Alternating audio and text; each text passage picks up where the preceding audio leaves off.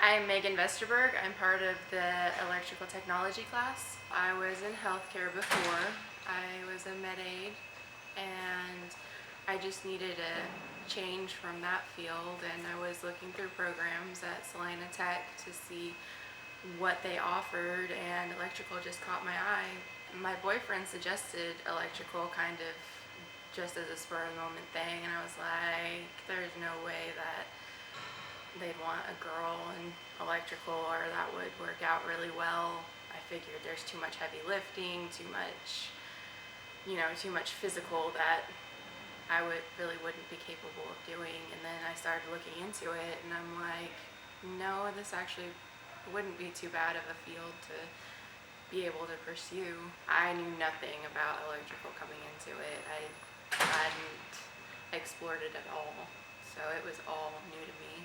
First couple of weeks were interesting, trying to figure out how everything worked, and then obviously starting into a program there, the teacher explains how everything's going to go and what your end goal is, and just looking at all the information that we were going to have to cover and just thinking, I'm never going to be able to get to that point. It's never going to make sense.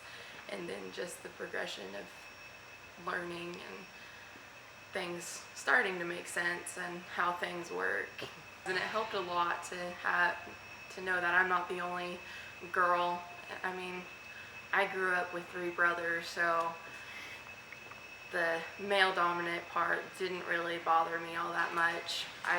For me, it was mostly the thinking of there's going to be so much heavy lifting, and not being able to meet some of the physical demands was what really worried me in the beginning. But there's ways around things, and there's a lot of helpful people.